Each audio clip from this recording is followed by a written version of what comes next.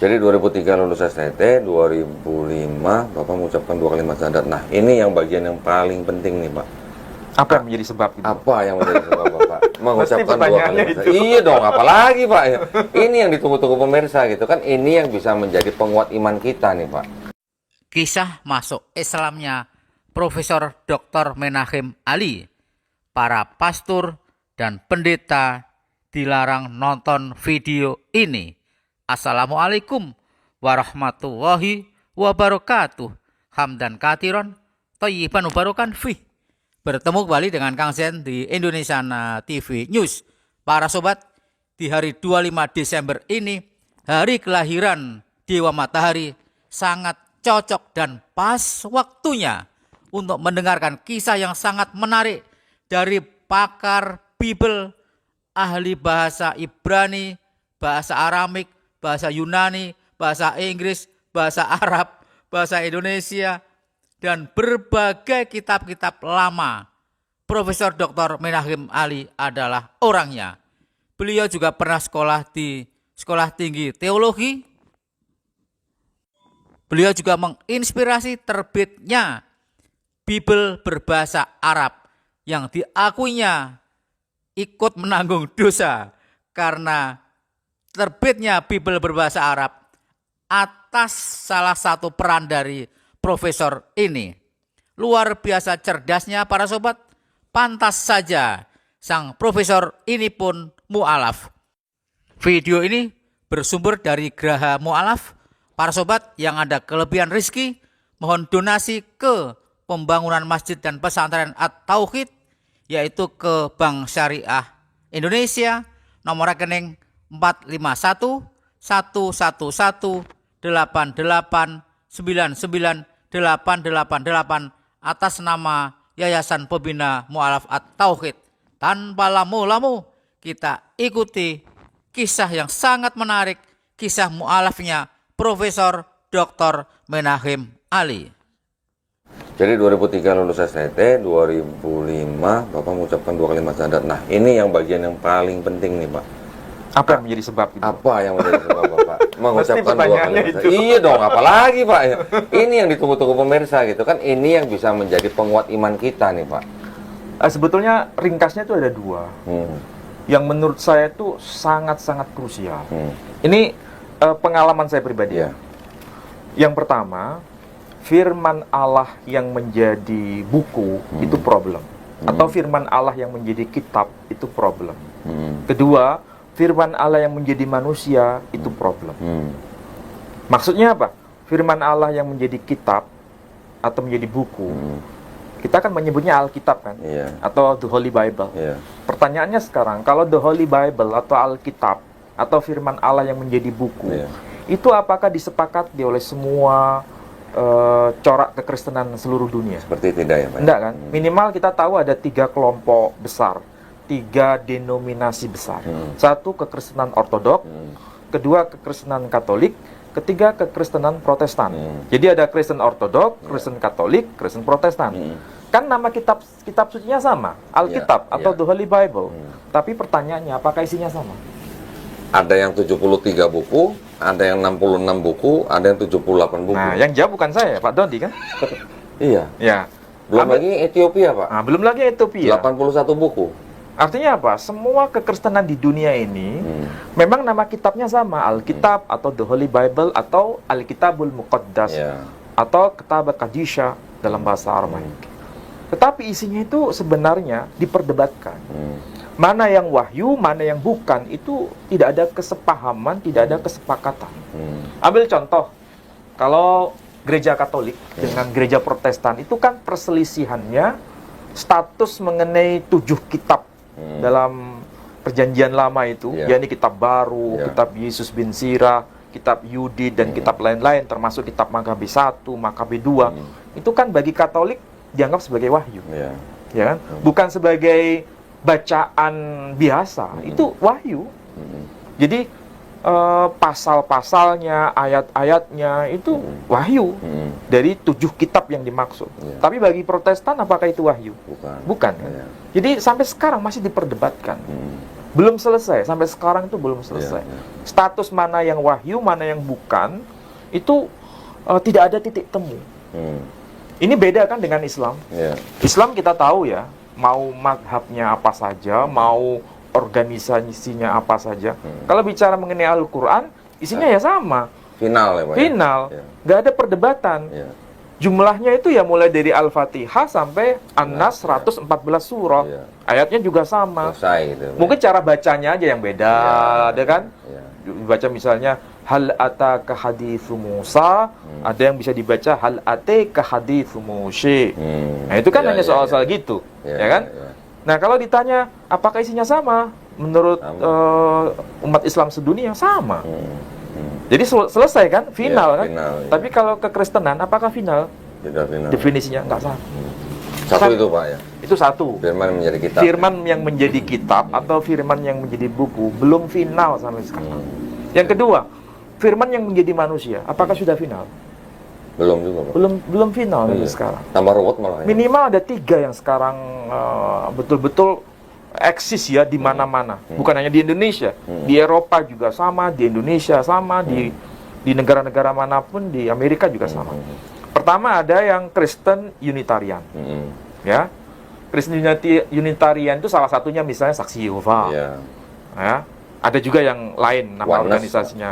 Oneness. Belum. Ini Unitarian.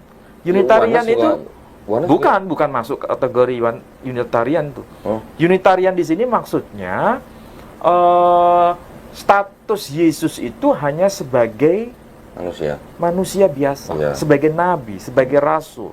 Kalaupun Oh disebut iya, Oneness kan menganggap dia sama dengan Bapa ya. Jadi Bapa itu sendiri yang turun ya.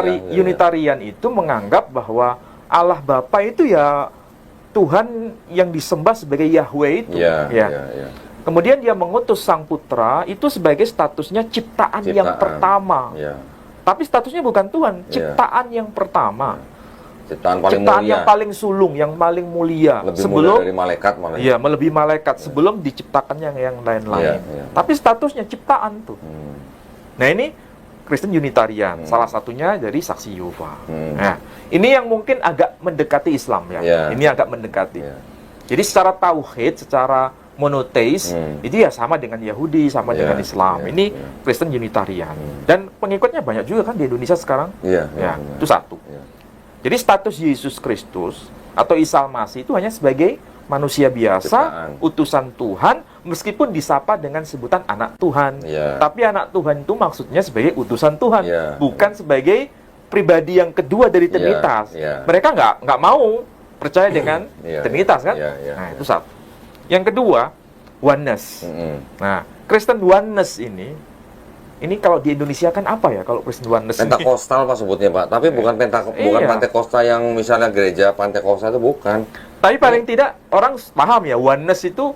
Ini yang asal muasalnya dari modalisme Pak. Iya betul. Modalisme.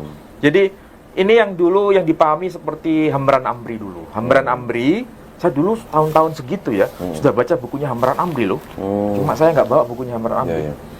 Jadi bukunya Hamran Amri itu menjadi konsumsi saya waktu itu. Karena pembahasan mengenai Tritunggal menurut Hamran Amri itu seperti seseorang di rumah sebagai suami, nanti di kantor Ya, sebagai ya. kepala Saya divisi sebagai apa. di rumah sebagai suami, di kantor sebagai direktur, nanti di tempat lain jadi sopir gitu. Nah, ya, jadi hanya alih profesi. Ya. Tapi orangnya ya satu itu. Ya. Nah, dalam pemahaman oneness itu Allah Bapa itu ya Yesus, Yesus. Allah Putra itu ya Yesus, Ya. Allah Roh Kudus itu ya Yesus. Ya. Jadi Trinitas itu hanya sekedar label saja. Tapi pribadinya ya Yesus itu sendiri. Ya, ya. Dia Allah Bapa, iya. Dia Allah Putra, Bahkan iya. ada yang bilang Yesus tuh punya sampai 9 jenis Pak, 9 jenis Yesus gitu. Pernah dengar nggak Pak? Ya itu urusan teologi, Penjabaran lah, ya, teologi dari masing-masing denominasi ya. Tapi yang jelas sudah saya jelaskan minimal ada 2. Ya. Ada yang Unitarian yang menyatakan bahwa Yesus Kristus statusnya itu hanya sebagai ciptaan yang paling sulung, paling mulia dan ciptaan yang pertama, bukan sebagai bagian dari Trinitas. Ya. Yang kedua oneness tadi itu. Yesus itu ya Allah Bapa, Yesus itu ya Allah Putra, Yesus itu ya Allah Roh Kudus itu sendiri. Bapa menyamar jadi manusia gitu. Iya. Kurang lebih begitu. Ya, istilah bahasa sederhananya begitu. Nah, ini kedua-duanya nggak bisa dipertemukan nih. Mengenai status Yesus itu apa? Apakah dia itu Allah Bapa, Allah Putra, atau Allah Roh Kudus? Berdebat di antara dua komunitas ini. Yang ketiga, ini yang disebut Trinitarian. Nah, Trinitarian memandang Yesus itu sebagai bagian dari Trinitas. Dia bukan sebagai Bapa. Jadi Yesus itu bukan sebagai Allah Bapa, tapi firman Allah yang menjadi manusia. Dan Yesus bukan Roh Kudus. Tapi ketiganya itu adalah satu. Satu itu adalah tiga, tiga itu adalah satu. Ini yang disebut Trinitas. Tiga-tiganya ini nggak ada saling titik temu mengenai status Yesus itu. Berantem terus tuh, Pak. Pertanyaannya ada dua kemungkinan. Yesus itu sebetulnya Tuhan atau bukan? Kan di antara Kristen kan bertengkar di sini. Sampai sekarang. Status Yesus Kristus itu siapa? Tuhan yang menciptakan alam semesta ini, atau dia hanya utusan Tuhan, ciptaan yang paling utama? Jadi dia itu pencipta atau ciptaan? Itu hanya dua. Kan kita dihadapkan dua pilihan ini kan. Kalau yang Trinitarian, Pak, menganggap Yesus itu ya ciptaan juga pencipta. Karena di Kalsedon ditetapkan 100% manusia, 100% Tuhan gitu. Ya, itu kesimpulan Trinitarian. Ya. Tapi ngomong yang jelas sama Pentakostal, ngomong sama Wan, beda lagi. ngomong sama Seksi Yehova, beda lagi gitu ya. Jadi status Yesus Kristus sebagai firman Allah yang menjadi manusia itu sampai sekarang perdebatan yang tanpa ujung sampai sekarang. Nah, kalau yang gereja Ortodoks Syria itu, Pak, itu yang mana? Sama seperti Katolik. Hanya cara pembahasannya yang berbeda. Oke. Jadi Trinitarian, Pak ya? Tetap Trinitarian, tapi istilah yang dipakai lebih bernuansa Semitik. Bernuansa Timur Tengah. Misalnya, nggak disebutkan Tuhan yang menjelma menjadi manusia, tapi kalimatullah yang nuzul sebagai manusia. Itu, Pak. Itu yang sering dipakai itu, Pak. Kalimatullah. Kalau orang mendengar kalimatullah dibicarakan seperti ini di hadapan kiai, di hadapan para santri, itu kan sebagai informasi yang menghebohkan. Ini kalimatullah nuzul menjadi manusia. Ada kalimatullah nuzul menjadi Quran. Apa bedanya sama kalimatullah nuzul menjadi Yesus gitu ya? Itu ilmunya, Pak ya? Nah, benar nggak, Pak, itu ilmu itu dipengaruhi oleh filsafat Yunani, Pak? Ya, sebenarnya ujung tombaknya ya filsafat Yunani. Itu ya. Cuma dibahasakan dalam versi bahasa Arab gitu saja. Oke. Kan kalau versi Yunani kan kita mengenal hipostasis, ya. Mengenal hipostasis itu istilah bahasa kita itu sama dengan oknum. Nah, istilah bahasa Aramaiknya itu kan kenoma.